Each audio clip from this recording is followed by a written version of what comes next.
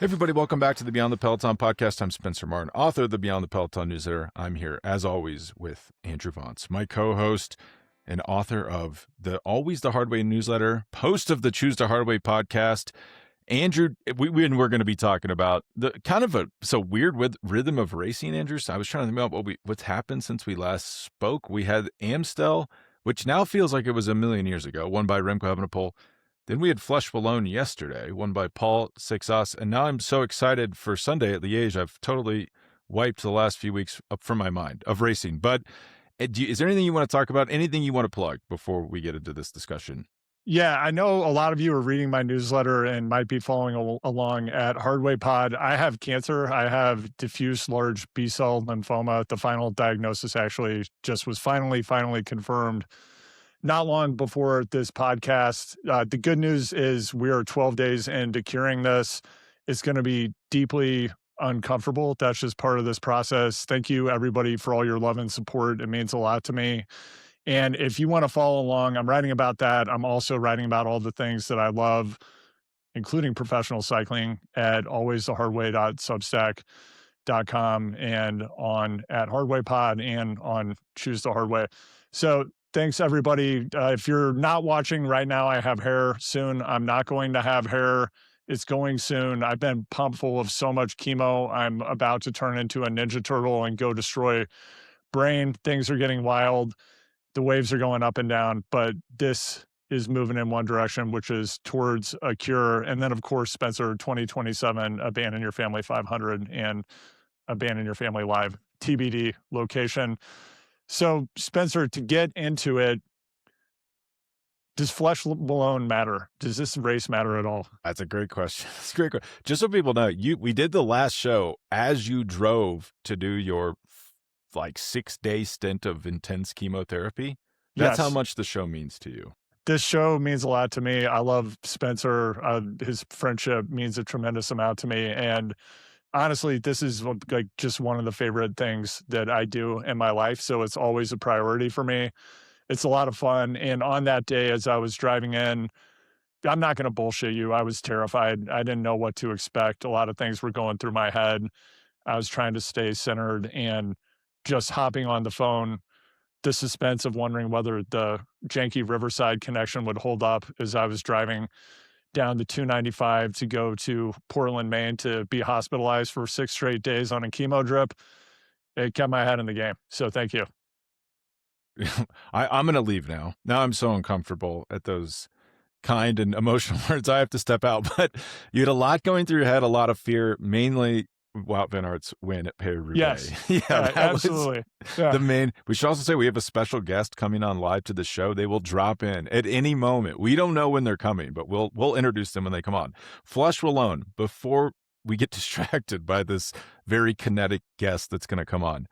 Super interesting question, because I would have said 2 days ago, I would have said no. Why does this race even happen? What don't waste my time.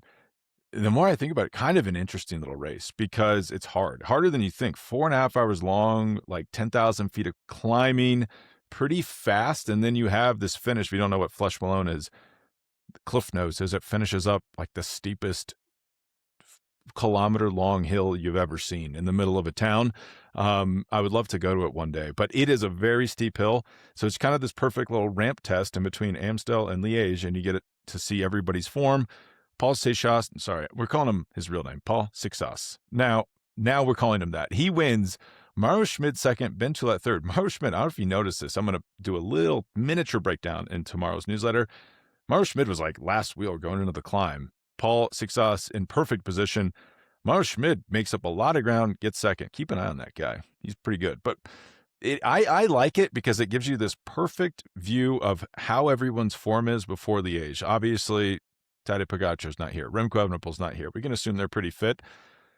But the crazy thing to me is this is not even the type of climb that Paul Seixas is good on. He's more he's a time trialist. He's very good at 15 to 20 minute climbs, long efforts. That's where he shines. And he just torched everybody on a short, it was a 2.5 minute effort, about 600 watts, 7.5 watts per kilo. No big deal. Wait, no, that's over 9 watts per kilo. So I was impressed at just how easily he handled everybody. And I flipped on Flèche Wallonne. Now I'm kind of more interested. I've seen a lot of content since that is talking about, wow, he was 5 seconds faster than Tadej Pogačar last year. He's going to win the Tour. It's like, well, it was freezing cold and raining last year. So you can't really compare the times 12 months apart. Just to give you, he went very fast. He is tied for the KOM on Strava with Michael Woods from 2020. So shout out Mike Woods. But that shows you, I mean, some years it's faster than others. Yesterday was a fast day. It was perfect weather. That's going to give you a great, he entered the climb perfectly. That's what blows me away about Paul's success. 19 years old, and he's kind of always in the right place. And I think we can think of a few riders off the top of our head who seem to never be in the right place, even later in their careers. So I think it's super impressive. I don't know. Do you think it matters? First of all, Mike, you're referring to Mike Woods, who finished 38th place at the Sea Otter Classic gravel race last weekend. We need to unpack that. But after we talk about Flèche Wallonne, that baffles me. What's going on there? I don't know what's going on. I have a lot of thoughts about Flèche Wallonne. You know more than me, Spencer, about the parkours. So I was curious. Every parkour has the potential for gravity inflicting its wrath. How would you rate the relative level of danger and technicality of the Flèche Wallonne circuit? I mean, it is pretty, like if we went and rode it, I mean, this is a series we need to do because sometimes you go ride these courses and you think, no, this is impossible. Right. And then it looks so routine when they do it. It's a pretty technical, hilly course. I don't know if it's because it's midweek. There's no drama. There's basically never any drama. There's very few crashes. They do the same climb. They do the finish climb 1, 2, 3 times. There's a lot of climbing, a lot of descending, a lot of turning, but it is a bit of a passive race. And I wonder if it's always the peloton coming in to the finish in a pretty controlled manner. Like you rarely see breakaways. You rarely see moves. It's like really paint by numbers, but I have no explanation for why it is such I don't want to say passive, but it's like a domesticated, very platonic race. It is not, you do not think of a lot of danger. We did see Paul's success. I think he crashed like riding to the start line and had a bloody arm, and then Mark Hershey broke his collarbone. I mean, Kip sent a video to us in our chat, and it started from the back of a group to the front, and you could see how a lot of it was just like an overwhelming amount of people going very fast. But Kip's cutting in, and he's here. Kip Taylor. He's on, our surprise guest. Yeah, welcome. What's up, guys? We're live. It's great to see you, Kip. Before we jump over to Kip's corner, I want to finish up this thought. So, Spencer, when I watched the end of Flèche Wallonne, as you know, we're in cycling probably V3.9 to V4.2. It's somewhere in there. I felt like I was watching cycling V medieval. It was just a mass of people at the front, and then the fastest climber rode off the front, and then that was the end of the race. So that's why I asked this question regarding to the relative technical difficulty. I don't know why that happens, because if we rode the course, we'd say, wow, this is an explosive race. Yeah. It's going to break up. Yeah, and they did 3 passes of the climb, right? Well, think about too. Let's say if you're in a breakaway, if you break away, you're going to need like 2 to 3 minutes inside the last kilometer because you're going to get reeled in on that climb. So I think that keeps a lot of people from attacking. Yeah, it had that Jay Vine, Jai Henley, clearly they didn't win this race, but to me, I thought this is where the Strava segment hunter Zwift Racer Pro could potentially step in if they're like a 9 to 10 watts per kilogram rider and actually make a statement. That's never what happens, but I think you know what I'm saying. It's basically you get to the front for the last climb, and then it goes down, and it is the worst interval of your entire life, right? Yeah. I mean, basically, you are describing Mike Woods, who... Yeah, actually... Did he ever win? He never won this race, actually. He got 3rd. Weird. Yeah, I don't know, but Big Rich Paul's success, we'll get to this post-Kip. Tour thoughts, and then, of course, as Kip pointed out in the group chat, my first thought was... We talked about this on the last episode. If there is a leaderboard of broken bones in professional cyclists, Mark Hershey has to be number 1. Yeah, I feel like maybe I'm hallucinating this, but I swear he crashed on Sunday at Amstel. He did. And then he crashed again on Wednesday and broke his collarbone. Yeah. All right, Kip's cutting in. So we have some even bigger news than what's happening with Big Rich Paul's success at the World Tour. As you all know, Kip Taylor of Kip's Corner, one of the top cyclists in the United States. And this past weekend, notched a W. So Kip, give us a little bit of context. Could you kind of take us through what led to this moment where you pull up across the line? I don't think anybody else was in the frame. Hands were up. I mean, some people are talking about Lucas Burgoyne's $500,000 semi-truck, which we'll also probably talk about. But to me, the big news on the domestic circuit is Kip in what was this, 40-plus Masters? What were we looking at? Well, it's nice of you guys to have me on so we could talk about the Oval Criterium of last weekend. But yeah, you guys this have, is the big dogs. Well, you guys have filled in the show. I've been coming back from an injury. In Fort Collins, right? The Oval. Yeah. Fort Collins, Colorado. It is a great crit, by the way. In town, these are going away. These are like extinct, basically. So it is cool. It's right on the campus of Colorado State. So Spencer's that's very cool. right.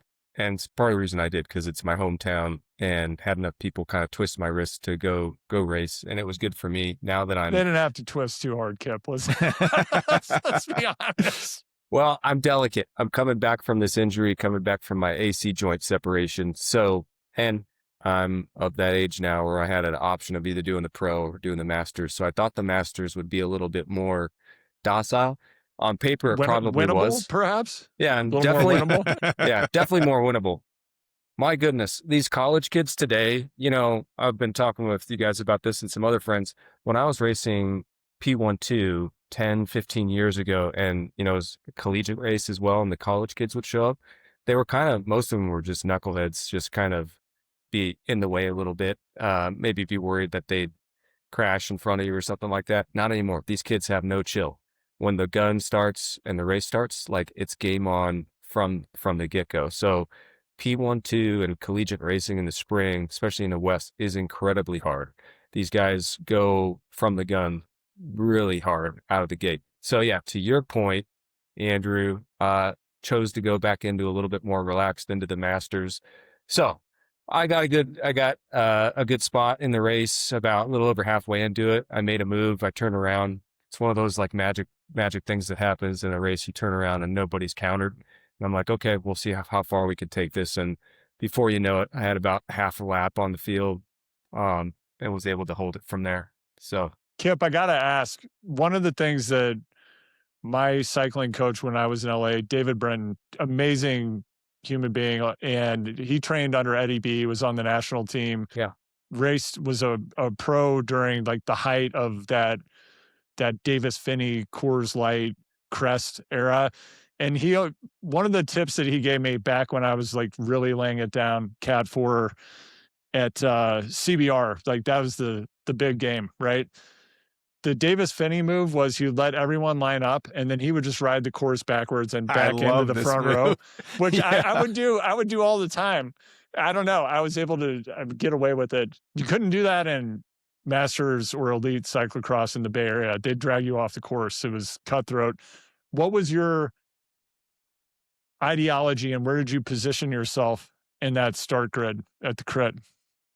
Luckily, I was able to start in the front row, and fear basically had me starting in the front row. I didn't want to deal with any shenanigans, if you will. Did you get a call up? Were they like, it's a the legend, Kip Taylor? No, I'm like, actually, believe it or not, I'm racing against other legends that were of that era, because who do we have in there? So what's Norm's last name, Spencer? Norm Alvis? Yeah, is that Norm Alvis was there? No, Norm from Shackley? Mm-mm. Unfortunately, the Colorado guy.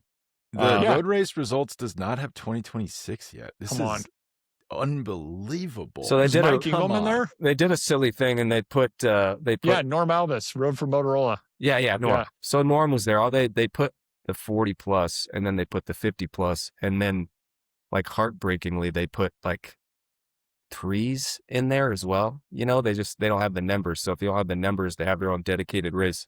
they literally put all these categories together. And so it's like masters, all ages, all categories, basically.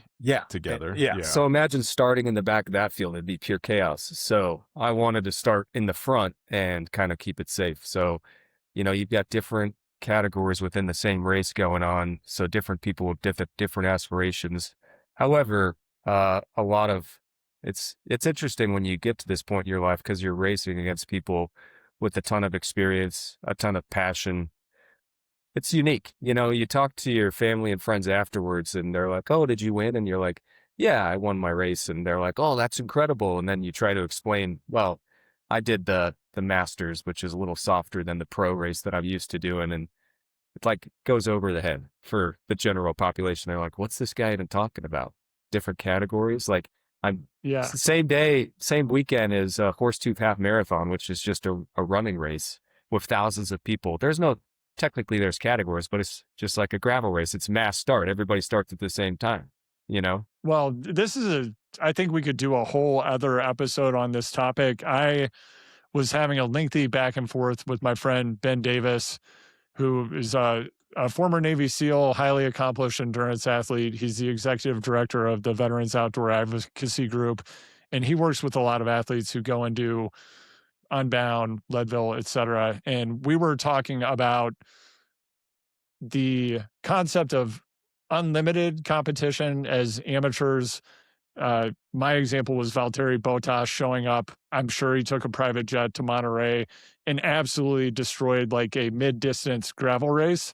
I'm personally, when you're like one of 20 human beings in the world who is elite enough.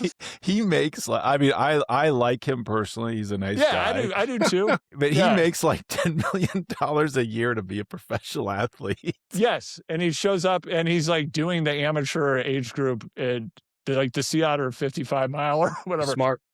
Chapeau, Valtteri, you could drop kick my ass up and down Laguna Seca all day long, whether I have large B-cell lymphoma or if I were in peak condition. Nonetheless, I just have to think, could you just like let somebody else get that box of Cliff Bars, man? Is this sporting? Sorry, no. Or is it an inspiration? It's a lifestyle, Andrew. Andrew, it's our identity. You and I did a race. We've seen the other side. We recently did a race with no categories, the Tour de Tucson. Yes. We've been to the front lines, and we now support, I think I support category-based racing. I support category-based racing. Yes. Yeah, I do too. And I'm going to call myself out here. So got the win, but I'm going to open up a bit of a can of worms here. No, my buddy Tane, who raced this weekend, Tane and I are ex-teammates. He's a great kid, a New Mexico native, as maybe you might know, Spencer, but great kid. He sends me this picture. A lot of photographers out there, which is always incredible to me. So many people photographing these events. I didn't think of this as an issue, but he sends me this picture. He's like, "Oh, Kip, you shouldn't be doing that." And I look at the picture. I'm super tucking, which apparently isn't allowed in USAC racing. Your hands were on the bars, but were you were off the saddle in the criterium? Yeah, there's like a little downhill section going around. So I'm surprised that I haven't gotten a call from whoever the CEO is of USAC these days to take away my win of the Masters Criterium Oval race. Figured it'd be bigger news by now, but maybe, I'm not that big of a deal. No, they'll get to it. They'll get to it. I can't believe I can't find the results of this race. Come on, USAC. But it is like a really sketchy. I remember, I hesitate to say someone died there, but I do remember like some extreme accidents on that course. That can be a sketchy course. There's a lot of there's a lot of side furniture. There's a lot of like pillars that come up out of nowhere, and you could definitely ride into it or definitely get washed out. Like I will say this, a lot of these guys are experienced, but they definitely, they're doing that push where they'll take the inside corner while you're going 35, 40 miles an hour. And it's like, that didn't seem necessary to me for a Masters race, but I guess they wanted that spot. So do you know, Daniel Holloway was just great, like criterium legend. Just Hollywood 6K racing legend as well. Hollywood was just talking to him, and I had never thought about this. Super interesting. We're talking about the difference between like Europeans come over Yeah, I think I was like, someone asked me like, could Matthew Vanderpoel hold his own at Tulsa Tough? It's like, yeah, he could sit on the front and be zone 2 the entire race. So I think he'd be fine.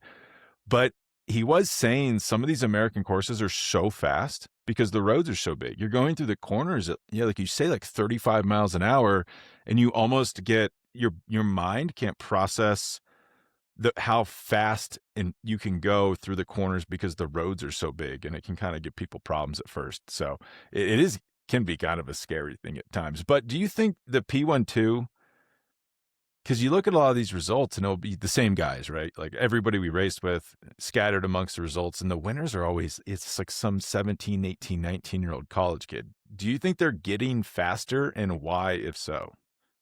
I think it is clear that they're getting faster and clear that they're getting their results. Whereas, you go to these Pro 1-2 races and there's guys that have been racing for a while, sponsored, training diligently. I think this time of year, especially the college scene, these guys are just prime. They're living like monks more and more every day. The training has gotten better. And I think they just know that if they want to make it to that next level, they've got to be having the results now.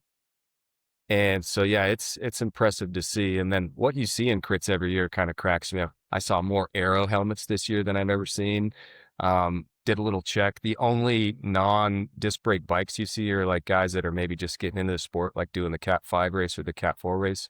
Like you look at the photos from all the other races, every single person is on disc wheel bike. So the technical prowess is up, the training is up, the nutrition is up, everything that they're doing. You see the caliber has changed for this collegiate team sport. I mean, it's definitely following the trajectory of performance for sure. Guys, every time I think about criteriums, I'm 1 degree from Tulsa Tough. I'm going to write about this more at my Substack, alwayshardway.substack.com. As part of my initial chemo treatment that, as Spencer mentioned, I was in the hospital doing 6 days last week. I had to have what's called a peripherally inserted central catheter put into my body. It's a line that goes basically from your elbow through a vein into your, into your superior vena cava, or just above there, because chemo will just it'll melt your, it would melt your veins, basically. It's that toxic if it just went straight in your arm, is how I understand it. While this guy's putting it in, I was very emotional. I had a lot of thoughts about my body and whatever. I can talk about that another time. The guy mentions that he's from Tulsa originally. I said, hey, you ever been to Tulsa Tough? And we started having this conversation about the Tulsa Tough weekend. And I asked him if he'd ever been to Crybaby Hill. He said, I think I may have worked at EMS at one of these events. And then I knew he hadn't been. And then it was all off. Right? Yeah. Actually, I need you calling the doctor. We need a different. Yeah, actually, this guy in here. Yeah, we need somebody who's at least a Cat 2. At least a Cat 2. Incredible. Yeah, so Kip, you finish, and let's just go. This is a local race for you, basically. Let's go from the gun. You get up in the morning when I'm sure you're obsessively thinking about your race, to when you get home and everything is put away. Total racing time and how many hours end to end?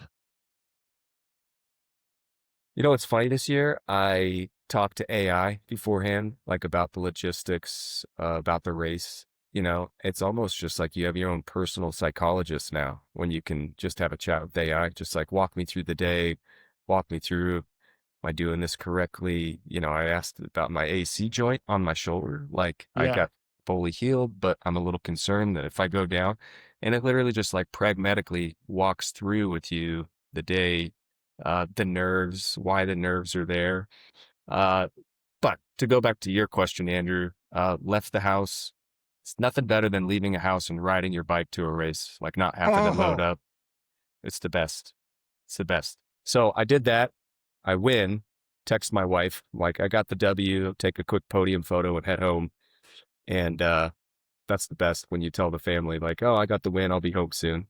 They're like, oh, we should have been there. It's no, shouldn't have been there with the kids. They watch people riding around in a circle. Then they're just sitting around while you get podium and they get some scratch or whatever the podium prize is.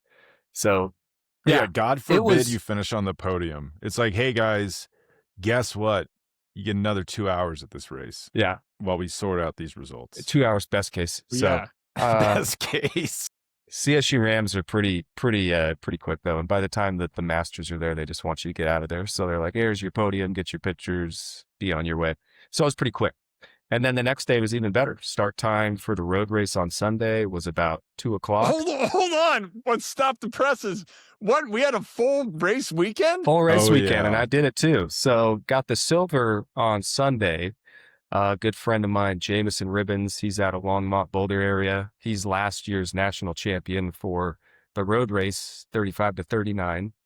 He had a teammate, John Carlo, him and Jameson showed up and kind of did the 1-2 punch until one of them got away. And that made for classic bike racing after that, where you got a guy up the road and then you've got a whole peloton of guys, but nobody collectively wants to work together to pull the guy in front. Everybody will puke their guts out to try to catch you getting away. And then they catch back up to you. And it's like, the race isn't here. The race is up the road. And they don't care about that. All they want to do is contain now what has happened. So classic racing. Loved it. Great You're weekend kind of of racing. describing professional bike racing too. Now There's so they're many. not going to chase that breakaway down. No, they're not. I mean, once Jameson was gone, everybody was so content. But yeah, good weekend of racing. The Rams put on a great race. In some aspects, road racing is still doing, I'm not going to say alive and well, but it's still a thing, and it's fun to take part in, and it makes watching this professional racing just all the better because it just always gives you perspective on how good these guys on TV are. Amazing. Yeah. Do you so Jameson, his claim to fame, used to have, I just checked, he does not have it anymore. The KOM is not going to mean anything to people not from Colorado. Left Hand Canyon, the Strava segment in Boulder. This is a beast of it. It's 10.5 mile climb. It would take you, if you were cruising at a good speed, it'd take you like 90 minutes. Jameson, I was on the road when he passed me. I'm just minding my own business, riding Left Hand Canyon one day. Jameson comes by me like a truck. The guy does it in 39 minutes. 16, there's a climb, 16 miles an hour for 39 minutes. He's beating top level professionals. Like, That's insane. Tom Danielson had it. I think he got the KOM from Tom Danielson. Sam Long is now taking the KOM, but I was like, hey, I've never seen that guy before. Next time I'm in a race, he gets in a breakaway, I'm going to get in a breakaway with him. And then I did at Steamboat Spring Stage Race. He pulls me around. Kip's the GC leader. We almost one over the mountain. We almost lapped Kip in the crit, which then probably would have lost the GC. Yeah. It was high drama. But Jameson, man, that guy's a truck though. Like, unbelievably fast. It's fun, you know. Yeah. When you see guys like Jameson just honing their craft year after year, I always paid such close attention to Jameson, not only because he's such a good personal friend of mine, but he's smart. You know, like, he's very smart. He understands the tactical prowess of racing. He understands the technology. So, like, you always got to peek at guys like that. You got to see what bike they're on. You got to see what tires they're on, what helmets they're riding and stuff like that, because all those little things add up. And it's not as easy, it's not as easy as you would think to learn all this. It takes time. So seeing Jameson and seeing his team with John Carlo, they're doing some fun stuff. And it was fun to get back racing this weekend and see that. Kip, I have to ask, because I know that you're like me. I'm like Spencer. We're like all of us. We're all the same in this way. I know that you see the path to having won that race. So what did you need to do that didn't You're still happen? thinking about it. You're going to think about it forever. So what could you have done to win? Yeah, I've still been thinking about it. So I knew that I was going to get the 1-2 punch from them. So you got two guys versus yourself. So the classic thing that's going to happen is one of them's going to attack, you reel them back in, and then the other counterattacks, right? Super tiring when that happens, because then you're just covering attacks. So I thought about this. Jameson got away. The guy to have maybe gotten away would have been John Carlo, because I would have been able to maybe reel GC back in. Every lap there's a considerable climb, like a 2-minute power climb.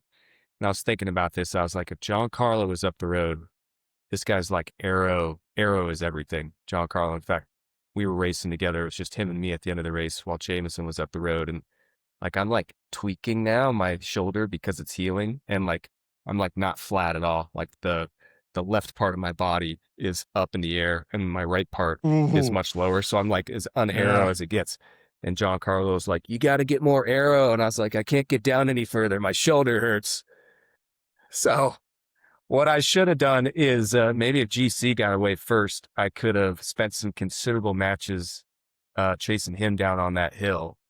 And then it would have just, again, it maybe would have just been me, Jameson, and then his teammate, John Carlo. But then again, it's really hard in a race to get away from that 1-2 punch where you're just doing all the work, bringing attacks back. It's tough. You have to be riding against Well, Visma the for last- that to happen. I have a fix for this. That a friend of mine who's won some of the biggest races in the world. It is not Lance Armstrong, by the way. So it took me I just realized this is what happens a lot of the times. You get the checkbook out. So before the race, you say, hey, let's get out in front and I'll write it. You either write a check for the win or the classic, the Clark Sheehan. You go to one of those two and you say, hey, let's get away together, I'll work and then I'll let you win. And then you just out sprint them for the win at the end of the race. So those are the two strategies used by top professionals to win a lot of races. I'm not, I guess I should have gotten out my checkbook. But the only other thing I was thinking of, Spence, is actually maybe I would have attacked on that hill and actually gotten ahead. And then one of those guys could have bridged up to me. And then the other teammates just stuck in with the peloton. That maybe theoretically could work, right? Have you talked to AI about it since the race? No, I should. All right. It's a the future, only way to do it is segment. you got to get out in front. Yeah, you got to get out in front of them. Yeah, and this applies to both your race last week and Liège this weekend. So you've got to get out in front of these guys. Yeah, I think the offensive attack move that could have worked. Like make the attack, then the rest of the peloton's having to decide who's going to bridge up to you. So then one of those guys bridges up. The other thing I was fighting with is I knew a cold was coming, had a little tickle in my throat when I woke up Saturday. And I was like, hopefully this thing will just hold off all weekend. It did for the most part, but I started really feeling it in the road race on Sunday. And that's always a tough thing when it's in the back of your head. You're like, how deep do I want to go here in this race today? It'll make me sick for another 3 or 4 days if I completely deplete my body. Deep enough to win, Kip. I don't miss this at all. I remember feeling this. You're so in your own head. It's funny. I don't miss it either, but then when you're doing it, it's so fun, and then when the race is done, like just talking shop and the competition, it's really fun. It's always a double-edged sword. I've got a few questions before you got to go, but are you doing, is Boulder-Roubaix this weekend? Yeah, it's on Sunday. So it's an unusual Boulder-Roubaix, famous race, famous. Also, I'm a little disappointed in the Boulder cycling community. No one's gotten this KOM on left hand since 2020. 6 years have gone by. Come on. And that's Sam that still has it? Yeah, Sam. Triathlete. Sam is like really good at these long efforts. Sorry. Go ahead, Andrew. Yeah, I was just going to say, Kip, when you were talking about Spencer just getting in your head, you're like, I have a sniffle, whatever. The thing that I thought about immediately was I don't know him at all, and I don't want to project, yet I'm 100% positive that's what Valtteri Bottas thought when he was going to race the 60-mile race in He was Seattle feeling it. with an equal like, level of sick. seriousness. And I'm just looking at the Formula One schedule. I think that this is for 2026. Well, they had a bunch of races called off because of the war, so that's how he had time to go do it. Okay, because I was wondering, it looks like they were in Japan the 27th to 29th, but maybe they weren't. No, they raced. So he went from there to Laguna Seca. I think that was last month. So yes. And next up is Miami. So I guess he needed to acclimatize. I will say, we've been passing around some videos from the Seattle race, and I'm going to forget the guy's name. I think it's Russell Fensterwald. Maybe he's one of the gravel pros. Yeah. He had a video come out and he wrecked in the gravel race. Guys, I've seen a lot of bad road rash, and I've had bad road rash. I feel like I saw his thigh bone. I've never seen road rash like this that he got in that Seattle gravel race. And watching everybody, I think we've established on this show the past few years, I have a very low appetite for risk, yet here I am with cancer. But But just watching them go down the gravel downhills on marbles, and that's like the smooth gravel. I just felt like I never want to do this again. That's kind of how I felt. I mean, Kip, it did look sketchy. I mean, so like Mike Woods is doing gravel. He's getting crushed. And John Peter, our friend, did have a decent point. He said, it is a different sport. You have to remember that. But Yes. Kip, was there a big gravel race in Fort Collins you did last year where John Keller got dropped out of the breakaway? Yeah, Foco Fondo. I mean, what are your impressions now that you're basically a gravel professional, having done that? Yeah. What are your thoughts on gravel? How does it compare to the top level road racing that you're doing? They're so different, because a gravel event is mass start. Although I will say the Foco Fondo, Zach and Whitney, who put that on, fantastic event. It's so inclusive. They've got great distances. The race itself goes all over the place. It's just, well, first of all, a lot of these gravel races, if you're doing the full length, they're super long. I mean, the Boulder-Roubaix, which is, I guess technically you want to call it a classic road race, it's 90 miles this weekend, Spencer, and then something like Foco Fondo, 120 miles. So that's a long race. Probably quite a bit slower course too. Yeah, slower course. Yeah. Lots of different things than you'd see in a road race. Like in a road race, maybe you go over a cattle guard or something like that. I mean, in the Foco Fondo, you go in an underpass under the highway that livestock goes back and forth on. So you're literally going on this underpass where cattle, do their thing, and you got to get through there as clean as you can. So, yeah, I mean, somebody with crazy good talent like John Keller, if he can climb with those guys, but then as soon as they start descending, these guys that are doing this weekend in and weekend out, I mean, I can definitely see how that would separate you from the best of the best in the world if you're doing that every time. And you're going down these hills on a gravel bike. I don't care how wide your tires are. It's insane to see how fast these guys pull away on those decisive moments. Mostly in a road race, a decisive moment will be around like a corner or something like that. Or if it's got a serious climb, you're going to see that. But that was not the case in Foco Fondo. The decisive moment was as soon as the climb was done, which was a considerable climb, the move was made on the downhill. And then you lose a water bottle, you get a flat, like you're done for the day. And I ended up passing John Keller because of that. Like he had to stop and fix his bike, and I think I passed him. Yeah, and they're not like technical downhills. It's just, I mean, it's this video, Andrew, that you sent. You can't. There's like straight gravel downhills, but some people are going so fast, like unbelievably fast. Yeah, it's technical for me. Like it's plenty technical for me. And I'm sure. I guess if you're a top level mountain biker, think how much easier that feels versus. I don't know that it does. I was watching Alexei Vermeulen and Keegan Swinson have a podcast. I guess it's a podcast they do on YouTube after all of these races called, I'm not going to remember what it's called, but they talk about, they're like, this is what happened inside the race. They actually Alexei called out Daxton Mock. He's like, stop chopping us and taking the inside line. It was kind of funny, but Keegan is now a Specialized factory rider, and he's stuck. He doesn't characterize it this way. He's stuck on Specialized tires. I've ridden all of the Specialized gravel treads. The Tracer is pretty slow. There's one other one, and then there's the Pathfinder, which is super fast, but it's just like, it's such a loose tire, and it basically has no cornering knobs. So Keegan was talking about, and Alexei described seeing Keegan just like drifting all over the place uncontrollably. I don't think they have any control over what they're doing. You're just on marbles. Yeah. Keegan's a world champion. The guy's a pretty good bike rider. He was a world champion in marathon mountain biking, and he was like a professional XCO mountain biker, right? Yes, he was. Yeah. But so Kip and Andrew, you're a young kid, one of these young kids that Kip's afraid of in the P12. You want to race professionally. What advice would you give someone? Because Andrew, it was your theory the other day, just be rich. It's like, well, okay, being rich, always good, right? That's just always good for anything across the board. Resources, training time, access to Europe. I think good that's for helpful. Living long. Yeah. Yeah. Getting a good job.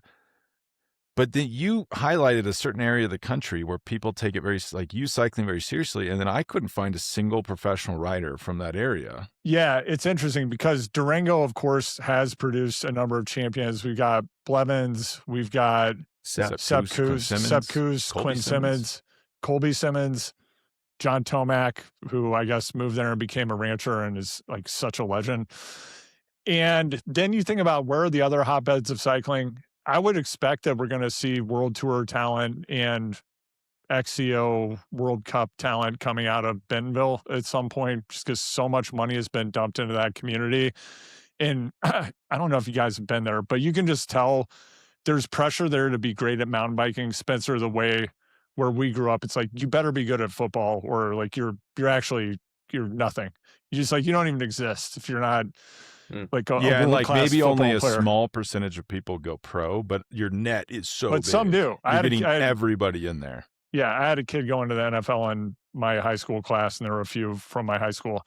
So I feel like Bentonville is going to be like that. Then you have the Front Range, obviously, and then there's the Marin area where the Bear development team is located. I know they have people from a lot of different areas, but there are a lot of financial resources, training, high performance access for people at a really young age. But I'm kind of thinking back to my Jens Vogt interview. And guys, as you know, the reality of cycling, it's number one, if you're like a Pog or a Big Rich Paul Success, you're no bullshit. You're like a 1 in 10, 20 million human being. Maybe more. And maybe more than that, like maybe 1 in ever for Pog. Then you're in an environment where you have access to training roads. There's some kind of development system. And then the third component is it's not just the talent. You have the mentality and you have low neuroticism and you can endure the load, which is the thing that eventually crushes most people and makes them wash out. So I don't know. Nonetheless, to me, those are kind of the epicenters. I might be missing a few. I think some would say maybe Boston for certain disciplines of cycling. Oddly, upstate New York produces a lot of cyclists, and then the OC, but you just get Kevin Vermarka's families from all over the world, right? And they just happen to live in Orange County. A lot of good weather, a lot of good roads. Think of the last guy we just talked to. Great personal friend of ours, Matthew Riccatello. I mean, he did not describe a life of luxury, but and oddly, Matthew Riccatello has an interesting story where he didn't, Kip, if you went up to Riccatello and you're trying to get his credentials, like, you ever done Gila? Have you done it? I don't even think he's ever done these races because he went to Europe so young. And to me, that's the big luxury, access to Europe at a super young age, because he never even had to transition to European racing because he described doing a Valley of the Sun and then doing pretty well. And then I think he was just got on the national team at a young enough age. He got to Europe right away, and then he's been racing pretty well in Europe since then. Riccatello would be a great one to kind of dive into further to see how he did that, because you guys know, I know y'all know someone that has talent, right? But you're not sure, maybe they're in their 18, 19 years old. You're not sure exactly where that talent can go. And I've seen this with guys where they want to chase that dream. And you don't want to tell an 18 or 19-year-old kid, like, hey, maybe you shouldn't do this, because as we all know, it can be filled with heartbreak. For every Riccatello there's hundreds of guys and gals that it's not going to be that way. And so maybe they do make it to Europe, but then you're racing in Europe without your family. It's lonely. You got to learn the language. That's incredible, though. It's a great opportunity. That being said, man, if I look at somebody that's a little younger and they want to make it to that next level, it's like you really got to look inside yourself and think, is this something I want to do? Really want to dedicate my whole life to it, because I'm seeing guys do that and it's taken a lot out of them, and the ROI is just not there for a lot of them. Whereas for a guy like Riccatello, I think he's, exemplary, because he's at the world tour level. He's probably making a pretty good living. He's probably got some good parents telling him to maybe shuttle most of that money into a Roth or an IRA or something like that. That's good for Bitcoin, all Bitcoin and all Ethereum. Bitcoin. Yeah, I was just talking to his Poly dad, market and he's betting, saying yeah. we're big on Bitcoin. We're all Bitcoin. It is, even I'm sure Matthew's making a fantastic amount of money, and great for him. Like, and he's done it. He's like, his career's worked out very well, but I would say even like outside the money, if no one's going to ever listen to you about this, but yeah, I think about it with my own kids. I could imagine my son being like, okay, I'm going pro. Like, I don't have to worry about anything. It's like, well, you should still have interests and probably learnings outside of the sport. Because I'm now at the age where people I know who were highly accomplished pro athletes are retiring. And you can see, even if I can think of ones that have amazing success, and it is hard to adjust to life after that. It's not just, oh, wow, I've cracked the code. I'm super successful in pro cycling. Because there'll be a day where you want more past that. Very hard thing, I think, to probably explain to 25-year-olds. Very hard. Yeah. About to win the Tour. And even when you're doing this for fun, it's your identity. It's your identity, your friends, your family, people see you, like that's your identity. That's what you do. And you're right, Spence, that's a huge part of it. You got to be able to have other passions in life and move on to other things if it doesn't work out for you. Because if it doesn't, you got to be able to look at something else. And the great thing is there is things like gravel, there's mountain biking, there's amateur racing. And it's funny, you kind of see a renaissance of this with Mike Woods, Chad Haga, all these guys that were in the pro ranks that are now able to dip their toes into something else. It's kind of like career 2.0. So no perfect answer here, but it is a hard lifestyle. Guys, I would say one other observation about this, and then Kip, we want to let you get back to, we know you need to train for your next race, actually. We're a little worried you're detraining as you're on this call.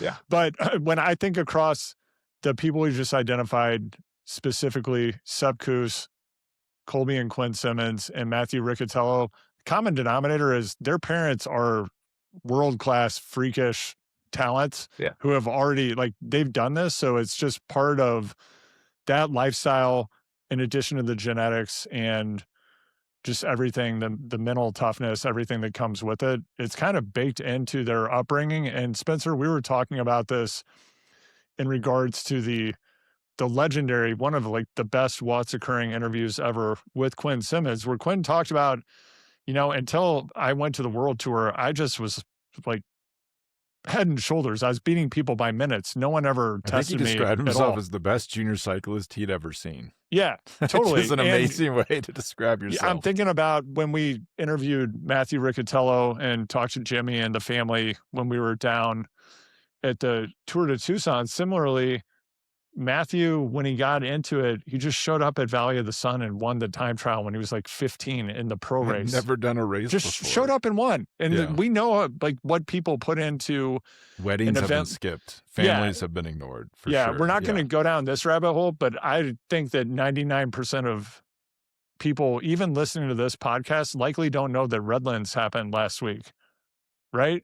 So like we have this whole echelon of people still trying to get to some point where they can get to the thing, to be at the Izegem house or whatever, be a stagiaire in Europe. And then you have like, Riccatello rocking up at 15, probably in a pair of Jargos and an old Bell V1 helmet and beating everybody by 5 minutes. He's having such a good season so far too. He's a awesome phenomenal to watch. They should send it. He just won a race, by the way. The race that Kip, did you sent that video? Pretty crazy video of the Peloton at Tour de Jura. Yeah. They should send him to the Giro d'Italia. I don't know why they're not. Like, right now, he looks, Jonas Vingegaard's probably going to win the Giro. Someone looks really good. Someone just won. Giulio Pellizzari is about to win the Tour of the Alps. He'll probably get second or third, but Matthew Riccatello could finish on the podium. I wish the team would send him there. Also, slight correction, Riccatello has done Tour of the Gila twice. Oh, okay. Once as a Cat 3. Do you think he won it? No. He won it. And once as a I was going to say, I won it as a Cat 3, but probably 10 years before he ever was on a bike. He did win by quite a large margin, if you could imagine. And then he did it as a Pro 1-2 the next year. Or a 1-2, you know that, kids. There is a separate pro race. That's right. Yeah, there is a separate. He did it as a pro. The pro race is where it's like a dog is a very New Mexico story. Like a dog ran out into the peloton and broke her collarbone. Right before the Mogollon, Chris Horner was racing that year. Dog ran out at the bottom of this hill. I was going like 50 miles an hour. And that was my first collarbone break. Heartbreak. Chris Horner threw that dog an In-N-Out burger and just went right by. Horner walks through the dogs. Horner also, one piece of advice he gave me, said, always ride to the race. Like he was living in San Diego, I think riding to criteriums in LA and then riding home. That is nuts. That cracks me up. Sounds right. Yeah. Just, going to In-N-Out. I think he's more of a McDonald's guy. Perhaps. He does like McDonald's. Yeah. Yeah. Stop in there. But Kip, we'll let you, anything else, any party. Wait, who's going to win on Sunday? We want your pick for Liège. Seixas. Yeah. Big pick. That would be, it's not impossible. That would be shocking. Move the timeline up quite a bit. It would be shocking. But, I mean, obviously Tadej is the safe bet, but what we're seeing from Seixas is worth, I think worth the gamble of what I'm saying for him to get the W. So yeah, I'm calling Big Rich Paul Seixas to take the W. We'll see. But at any rate, it's fun to see him showing up in the limelight right now. He's got more wins as a teenager than Tadej, Remco, or Jonas, right? I think I just saw that today as a teenager. So yeah, he's so much better than even Tadej was as a teenager. He has 5 World Tour wins this year, which is more than a lot of like top riders will ever get in 1 year. And he's done it in the last month. That whole team, though. I mean, the whole team, it's incredible to see this French team. It's a French team, right? It is a French team. And he's a French rider. But then you've got Riccatello. You've got this whole arsenal that just seems to have like risen out of nowhere. And this team, like, could be a contender for these super teams with the talent that they just happen to find. So that's what I'm calling. Appreciate you guys having me on. Andrew, you're nothing more. You're nothing shy of absolute inspiration for me, for my family, for my friends. I've been sharing your story with everyone. Thanks, man. You've given me more strength than I've gotten from anyone in a long time. So appreciate you sharing your journey with us, and got nothing but love for you, man. Spence. I love you, dude. Yeah. Appreciate it. Thanks for being here, man. And thanks for all the support. It means a lot to me. Appreciate it. Yeah. Look for my Super Tuck picture so I can get my official We'll DQ. put it on. Yeah. Put it on Instagram. Well, yeah, we'll get that result stripped. All right. That would be like a great outcome of this podcast. Right? The best. Thanks, Kip. Thanks, guys. Thanks, man. Take care. It uploads when you log off. Ciao. See what happens. Ciao. Bye. All right. Suspense. Liège-Bastogne-Liège. Here's another question for you. I led off by asking you, does Flèche Wallonne matter? Now, when we look at LBL, should Pog be at this race? Yeah. Well, yes, he should. It's a monument. It is, you would say, the second most Pog, I know you hate this word, Pog-coded monument. You know, like if he just wants to win a lot of monuments, he's got to show up to Lombardy and Liège because he's going to win pretty much every one he starts. So he should do it. I mean, Lance Armstrong did not really prioritize one-day racing, and even he would go to Liège-Bastogne-Liège. I don't know. Something, my sixth sense is your luck's going to run out. He did break his wrist here. Yeah. Part of me wonders, should he be going to the Volcano right now? Like, do you really need a 4th win at this race? Well, not only is he going to Liège, he's in the Alps right now, by the way, which seems like a very ambitious altitude camp in the snow. But so he does Liège on Sunday. Then I believe he starts Romandy on Tuesday. So he's really going for it. Wow. Yeah. He's stacking it. And what do we think about? Okay, so I see Pidcock is on the start list here. Yeah, but so he just won a race yesterday and looked good. But just to credit the comment, Johan Bernal had a good point. Like someone as talented as Pidcock can win a stage race like that, but he's probably not at top level, and that will get exposed at Liège because he rode off the road on the descent, was pretty injured. I don't think he's going to be fit enough to challenge. I would be shocked. Yeah, he also made a comment about his own fitness about a week ago that was highly disparaging. I guess it was an honest evaluation, so maybe there's something to be said for that. Equally, it made me wonder where his head is at And in that vein, we could do a whole other episode about this as well. I'm really getting a kick out of Cycling Up to Date and Domestique, which are aggregator sites that are clearly using AI to scrape podcasts. They scrape podcasts and other news coverage, and it turns just a quote that you could go watch on YouTube into something that's readable. And like all of you, I'm just going and scanning for the source, the original quote. So there was a Domestique. I guess it's working. You're getting me to go click and you're serving me ads, but it's not really doing a lot. And Domestique had a article about a story actually written by Sporza, and Big Rich Paul's success said of LBL, "I'm here to test my punch. This is something new for me." And then when they asked him about, can you beat Pog? He said, we're talking about maybe the best rider ever. Right now, I don't have the level to beat him. I'm working to become the best, but you have to prove that step by step in races. This indicated to me a couple of things. Number one, I don't know. I'm reading a translation of something in an Italian language paper and an aggregator. This is what you always got to watch out for. Yeah, so I don't really know, but I'm like, oh, that sounds very mature, number one. Number two, some hedging. Number three, somewhat confident. And I'm going to jump ahead here, Spencer, because we've talked a little bit about it privately. I think there are some scenarios where Big Rich Paul's success is winning the Tour de France in 2026. What do you think? Checking my watch. So that's this year. It sounds like we're trolling, or you're just trying, like you're trying to generate a viral clip.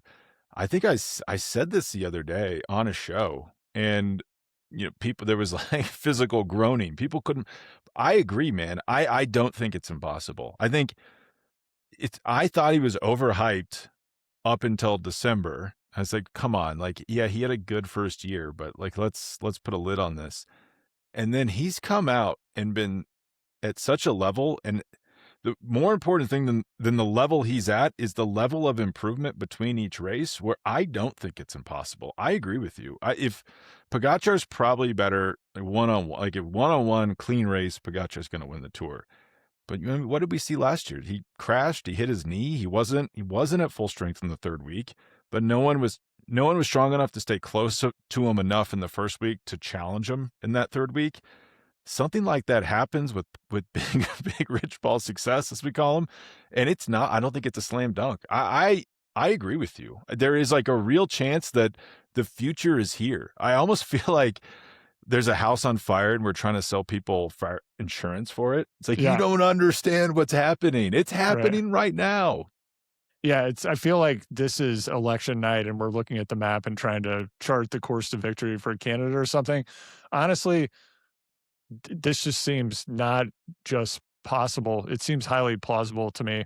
Cycling is such a dynamic sport, especially with injuries, crashes. You just don't know what's going to happen. And that's part of why I love it. And I mean, that's part of what I wrote about in my piece about Wout van Aert and Paris-Roubaix, that like anything can happen in any moment, I guess, in all pro sports. Although, Spencer, I will say, I've been reading that Atlantic piece about the guy who gambled for a year, and I'm not a sports gambler myself. One thing that I noticed about that guy's experience that he didn't discuss a lot, it really took the joy out of watching professional sports for him. I felt sad for him because I love watching pro cycling, and part of why it brings me even more joy. That sounds judgmental. It's not. If you like gambling, that's totally cool. But I'm just like watching because it's fun to me.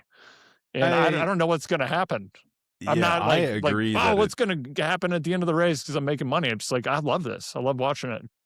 Yes, I do think it tends to negatively. We have a mutual friend who gets very invested in their bets, and I'm sure his enjoyment. Rishi on industry. Yeah, I'm sure his enjoyment is being handicapped. But for example, I had money on Pogačar and Van der Poel to win Roubaix, so I lost money with Van Aert winning. I didn't really care, but you could. It is kind of a bummer. You're like, why have I done this? Like, I've started, as someone that used to bet on every sporting event, I have stopped doing it so much because I did find it hurting my enjoyment of the pure sport. Yeah. So Big Rich Paul Success Tour 2026. I know you need to follow a child who's putting out like 700 watts here in 5 or 10 minutes. What else is on your mind, Spencer? Well, I think Pogačar wins on Sunday. Yeah. It's crazy that that's now even a controversial thing to say. Yeah. But I am very excited to see Paul Seixas race with Remco. I think, does Remco know he exists? Like, do you think Remco just gets handled in this race or what? Yeah, I think he gets. Totally I do too. I don't think we this should is say go well. Amstel, incredible clinical victory for Remco. I thought that was the best version of Remco I've seen in a long time. Didn't rely on breaking away, did everything right. Just kept. He had a guy in the move with him who had a teammate behind. That's always tough. He made it work. Won the sprint. I think Remco gets totally handled here. I think we see the gap that's formed. Pangea has broken up. Remco Evenepoel is no longer near not only Tadej Pogačar, but now Paul Seixas, and when we get to the stage racing, Jonas Vingegaard. Also, Remco Evenepoel, oddly consistent in one-day races. We think of him as, he's all over the map on stage racing. You go back, very, very consistent one-day racing. The only problem is they pay him way too much money to be a one-day racer. But something else on my mind, I don't know why I thought of you when I saw this, but this guy, Lennart Yash, wins, German rider on Tudor Pro Cycling, wins today's stage at Tour of the Alps. Yeah. He's on the Tudor Pro Cycling U23 team. He's 25 years old. That's kind of interesting. How's that working? Wow. All right. I would have gotten that little, that one. But this not funny thing happening, but there's an interesting thing happening at the Tour of the Alps. If you're not watching it, it's a great race. Region's beautiful. Know it very well. The Italians are out in full bloom. Giulio Pellizzari is probably going to win. Egan Bernal looks very good. Timon Arnsman looks very good. But there's a gentleman, Matteo Garfuri, on Picnic Postinel. He's sitting 5th overall. He had a great ride. 2 days ago, he was in the breakaway, then got caught by the GC group and stayed in the GC group.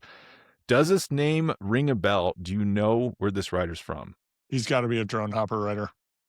Close. He was one of the riders we religiously watched this Zwift series where he would be in the Zwift Academy and then he would go to the Alpecin team camp. He was one of the rejected riders from that team camp. Yeah. Beautiful. So I couldn't believe, I was like, I can't believe this kid. Like, he is racing really well. And then oddly, the other rejected rider, Anton Schiffer, is on Visma and also doing incredibly well. That's incredible. Yeah. But these guys, 26. Also, wow. Someone else at this race, Domenico Pozzovivo, 43 years old, did not race last year. Back from retirement, like comeback 2.0, and he's up there, like in the lead group at this race. It's unbelievable. I saw that, again, aggregator quotes. Who knows what I'm actually reading? I could just be getting controlled by Palantir.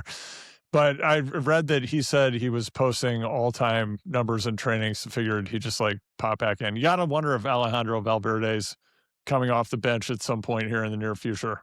You could see it. Movistar might need him. Yeah. They might need him back. Get Valverde in there. But anything on your mind before we take off? No, just thanks everybody for love and support. Really appreciate it. You can follow me at HardwayPod on Instagram. I'm doing video updates every now and again when it hits me, and on the Substack, alwaysthehardway.substack.com, writing there. And I still got that Steven Seiler interview coming out on Choose the Hard Way here when I get a minute to get it put together. Very excited for that interview. Very excited to talk to you about that interview. Wait, did you give your pick for Sunday? My pick for Sunday, I'm going to go with Pog. Yeah. Okay. Pogačar. Yeah. Do you think Remco gets handled? I think Remco gets absolutely nuked, and then we see an implosion like we've never seen before as we go into the next phase of racing. I don't think that this ends well.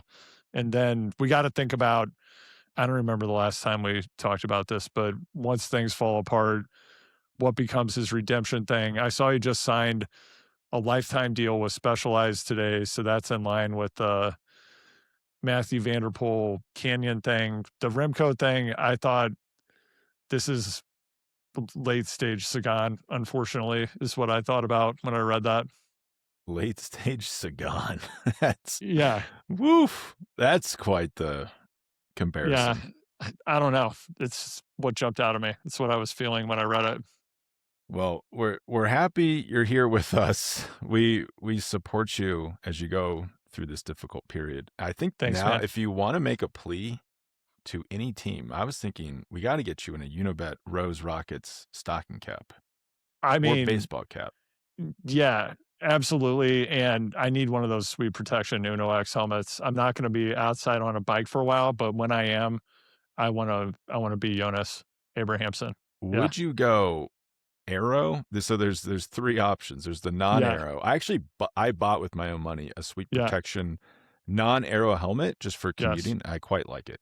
Yeah. And they have 2 Aero options. One with the removable vent, like the vents that you can take on and Oh, off. I've read all about them, Spencer. Which one would you Yeah. pick?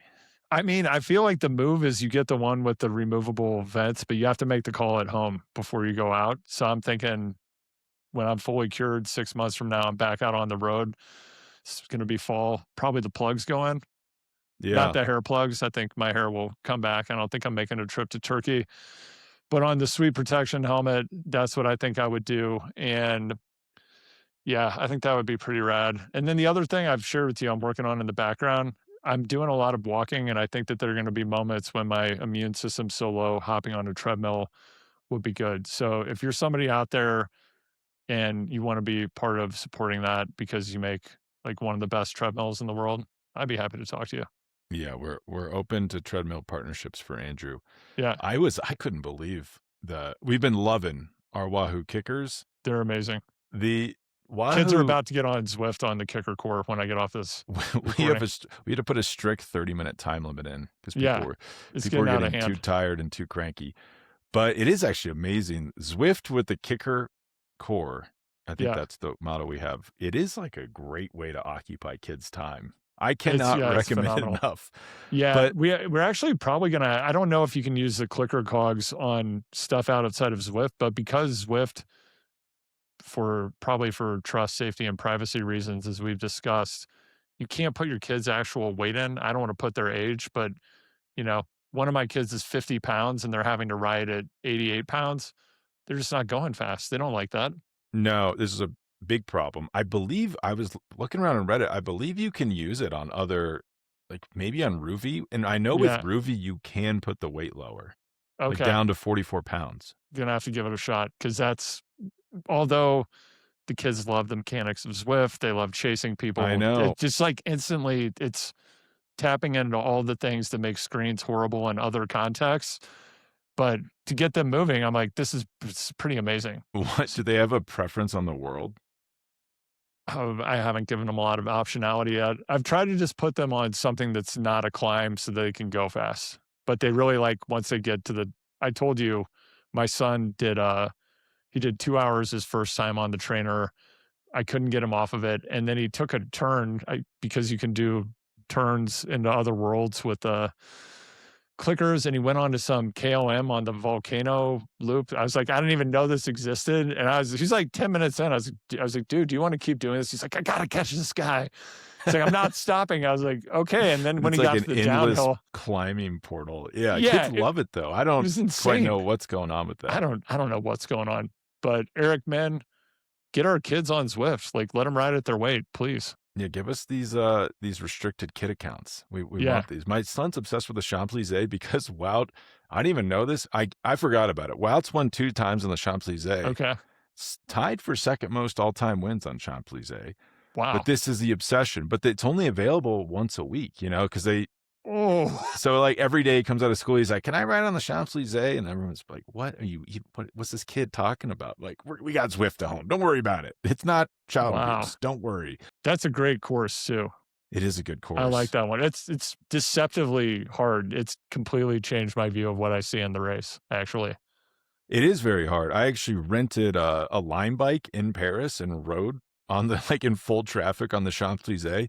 It's shockingly hard. It will blow your mind if you ride on it and then imagine how fast they're going in real life. It is quite the hill, and it is cobblestones. It is not flat It's legit. pavement. Yeah.